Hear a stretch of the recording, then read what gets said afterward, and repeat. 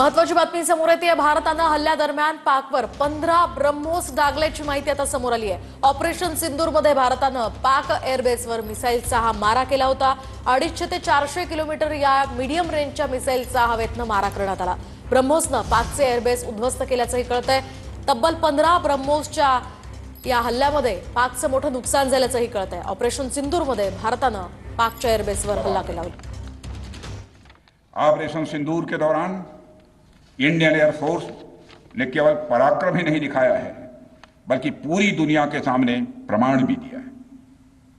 प्रमाण इस बात का कि अब भारत की युद्ध नीति और टेक्नोलॉजी यानी तकनीक भी दोनों बदल चुकी है। आपने प्रधानमंत्री मोदी जी के नेतृत्व में नए भारत का संदेश पूरी दुनिया तक इस बार पहुंचा दिया है।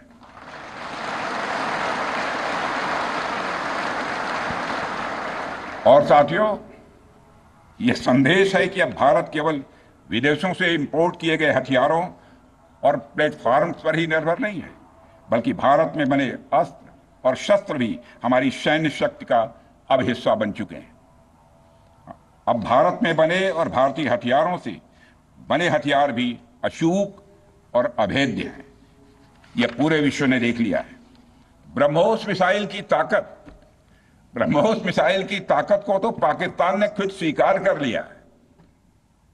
हमारे देश में कहावत काफी पुरानी है और वह है दिन में तारे दिखना।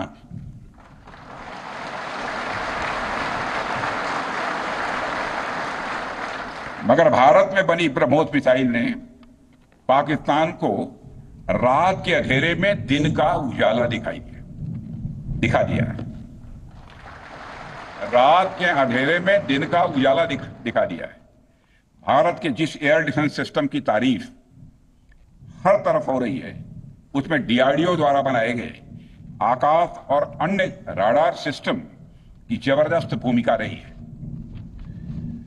साथियों, कई स्थानों पर हमारे नागरिक दुश्मन के ड्रोन आते देख भाग नहीं रहे थे, बल्कि हमारे एयर डिफेंस सिस्टम के हाथों उनको मार गिराने की वीडियो बना रहे थे।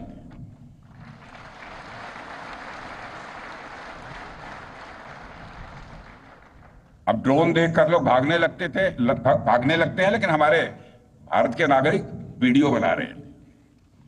साथियों, आपने पाकिस्तान में मौजूद टेरर इंफ्रास्ट्रक्चर के खिलाफ प्रभावी कार्रवाई की है, मगर पाकिस्तान फिर से इस कोशिश में लग गया है कि ध्वस्त हुए आतंकी ढांचे को फिर से खड़ा किया जाए।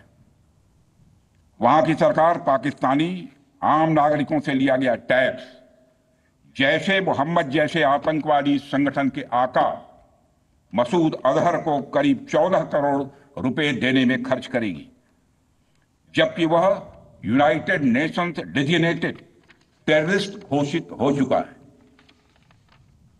इतना ही नहीं, लश्कर तोयबा और जैशे मोहम्मद के मुरूद के और बहावलपुर स्थित टेरर इंफ्रास्ट्रक्चर को फिर से खड़ा करने के लिए पाकिस्तान सरकार ने आर्थिक सहायता देने की घोषणा की है। लेकिन निश्चित रूप से इंटरनेशनल मॉनेटरी फंड से आने वाले $1 बिलियन के बड़े हिस्से को टेरर इंफ्रास्ट्रक्चर को फंड करने में इस्तेमाल होगा, ऐसा मेरा मानना है। क्या यह इंटरनेशनल मॉनेटरी फंड IMF द्वारा, जो कि एक इंटरनेशनल ऑर्गेनाइजेशन है, उसके द्वारा इनडायरेक्ट फंडिंग इसे नहीं माना जाएगा? मैं दुनिया के लोगों के सामने यह सवाल रखना चाहता हूं। इसलिए मैं मानता हूं कि आज के समय में पाकिस्तान को किसी भी तरह की आर्थिक सहायता टेरर फंडिंग से कम नहीं है। भारत यही चाहेगा कि IMF पाकिस्तान को अपनी $1 बिलियन की असिस्टेंस पर वह पुनर्विचार करे और आगे भी किसी भी तरह की सहायता देने से IMF परहेज करे।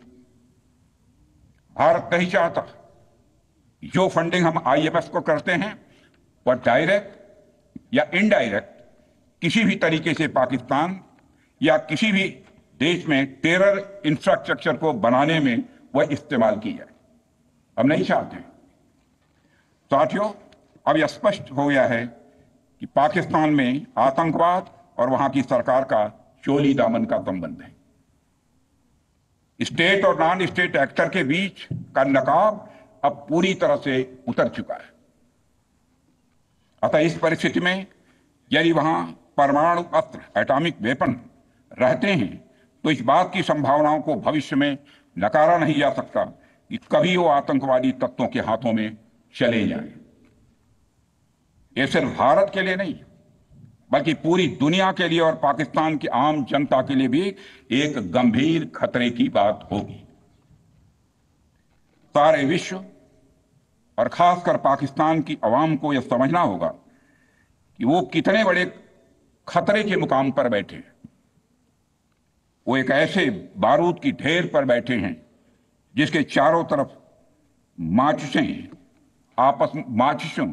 आपस में लड़ते हुए लोग हैं। इस हालात के लिए पाकिस्तान की फौज को संदेश देना चाहूंगा, कागज का है लिबास, कागज का है लिबास, चिरागों का शहर है, चलना संभल संभल के क्योंकि तुम नशे में हो।